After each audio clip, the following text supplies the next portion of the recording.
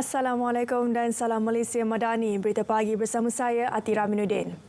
Perdana Menteri Datuk Seri Anwar Ibrahim mengucapkan selamat menyambut perayaan Thaipusam kepada masyarakat Hindu di seluruh negara. Dalam ucapan ringkas yang dimuat naik di media sosial, Perdana Menteri mahu semua rakyat mengukuhkan perpaduan dan kerukunan negara. Negara Malaysia meraihkan kepelbagaian dan menghormati hak masing-masing mengamalkan, dan oleh yang demikian saya harap rakan-rakan masyarakat Hindu merayakan dengan tenang dengan keluarga supaya dapat ditingkat usaha mereka, akhlak dan nilai mereka dan semangat kemanusiaan mereka, dan jadikan mereka sebagai satu kekuatan induk dalam negara Malaysia yang tercinta. Konsep Malaysia Madani perlu diterjemahkan secara holistik, seterusnya difahami semua lapisan masyarakat ke arah membentuk sebuah negara aman, makmur dan sejahtera. Timbalan Perdana Menteri Datuk Seri Fadilah Yusof berkata, sudah tiba masanya untuk semua pihak bertindak serta tidak hanya melihat kepada slogan semata-mata. Ini bagi memastikan ia mampu dilaksana dengan berkesan. Dan kita tidak dapat lagi untuk lari daripada kaedah yang telah disasarkan oleh Yang Amat Berhormat ini. Tanggungjawab setiap kita, tak kira sebagai kaki tangan kerajaan, sama ada kita dalam NGO, dalam syarikat, tapi setiap individu kena terjemahkan nilai yang ingin dibawa oleh Yang Amat Berhormat Perdana Menteri ini.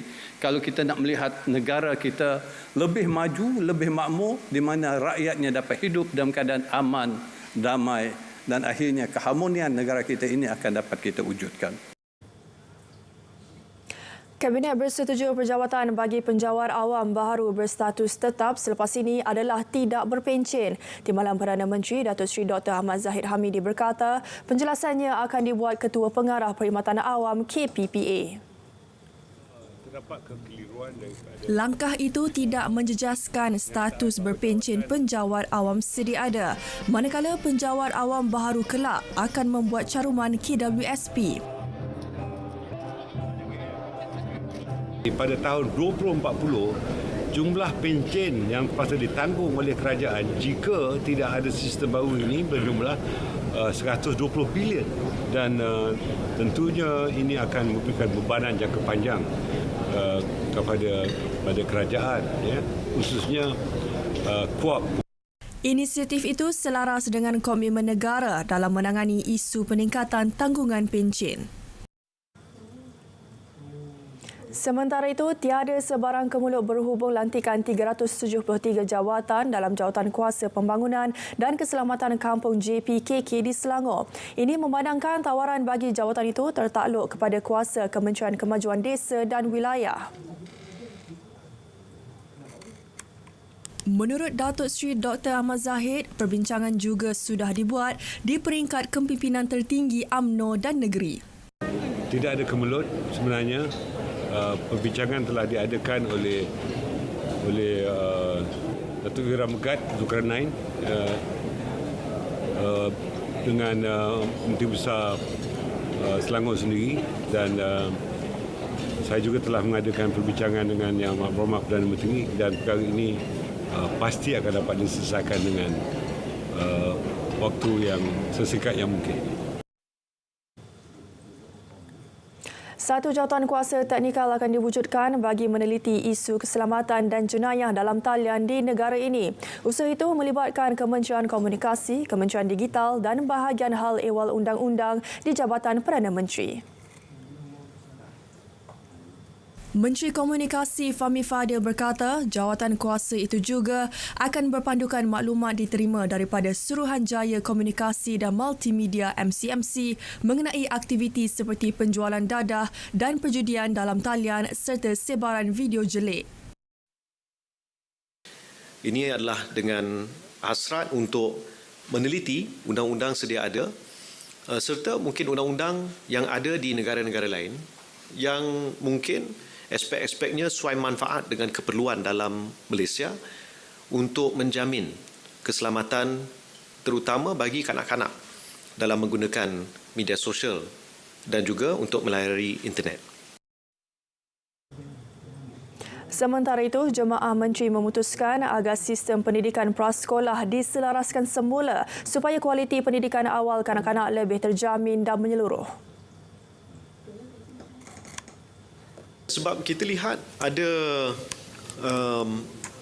pendidikan prasekolah agak rencam pelbagai dan ada kadang-kala kita terima aduan daripada pihak-pihak ibu bapa tentang kualiti yang berbeza. Dan kita ingin pastikan yang dapat disediakan untuk rakyat, terutama bagi golongan berpendapatan rendah sebagai contoh, adalah yang berkualiti dan kurikulumnya dapat diselaraskan untuk memastikan aspek pendidikan itu lebih terjaga. Berhubung aspek pendidikan kurikulum agama pula, ia akan diselaraskan JAKIM. Dalam pada itu, Jemaah Menteri setuju penubuhan Suruhanjaya Siasatan Diraja RCI bagi mengkaji pengendalian perkara berkaitan kes kedaulatan Pulau Batu Putih, Batuan Tengah dan Tubis Selatan.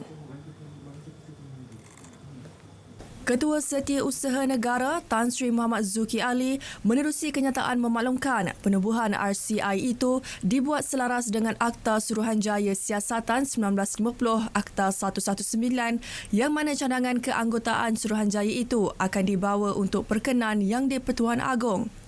Menurut Tan Sri Muhammad Zuki yang juga Setiausaha Jemaah Menteri, cadangan ahli-ahli itu akan mengambil kira komposisi pakar-pakar yang mempunyai pengalaman luas dalam bidang kehakiman, perundangan dan pentadbiran awam. Selain dapat melaksanakan siasatan dengan telus, adil dan saksama bagi mengelak sebarang isu yang melibatkan konflik kepentingan dengan pihak berkaitan.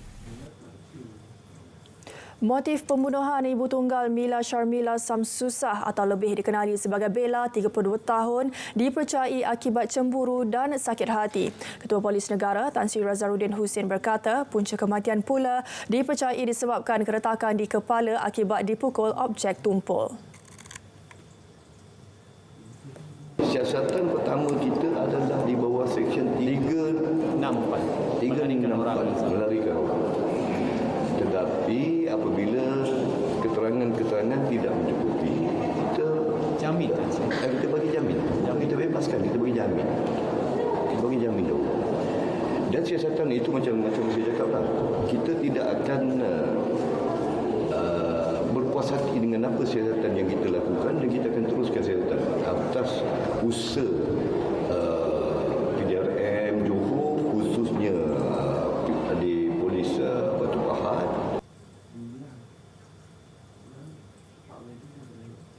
Terdahulu, suspek pembunuhan Bella dihadapkan ke Mahkamah Magistrate Batu Pahat Johor. Tertuduh Muhammad Haikal Mahfuz, 25 tahun, mengangguk faham selepas pertuduhan dibacakan di hadapan Magistrate Nur Rasidah A. Rahman.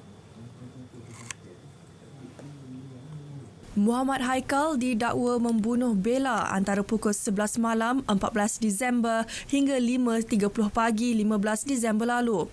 Tertuduh didakwa melakukan kesalahan itu di antara Jalan Kelapa Bol Taman Soga Batu Pahat hingga Jalan Parit Besar Kampung Parit Besar dan sebuah rumah terbiar di Lorong Imam Jailani, Tongkang Pecah Batu Pahat. Pertuduhan dibuat mengikut Seksyen 302 Kanun Keseksaan yang memperuntukkan hukuman mati jika sabit kesalahan. Banjir di Kelantan, beberapa kawasan rendah di Pasir Putih ditenggelami banjir. 2 pusat pemindahan sementara PPS telah dibuka di kawasan tersebut. Menurut portal info bencana JKM, seramai 354 penduduk dipindahkan di pusat pemindahan sementara. Kesemua mereka daripada 122 keluarga ditempatkan di Sekolah Kebangsaan SK Changai dan SK Wakaf Raja. Berita pagi diteruskan dengan edisi Sabah dari Sungai ke Segara, Palestin Pasti Merdeka. Malaysia Madani, tekad perpaduan penuhi harapan.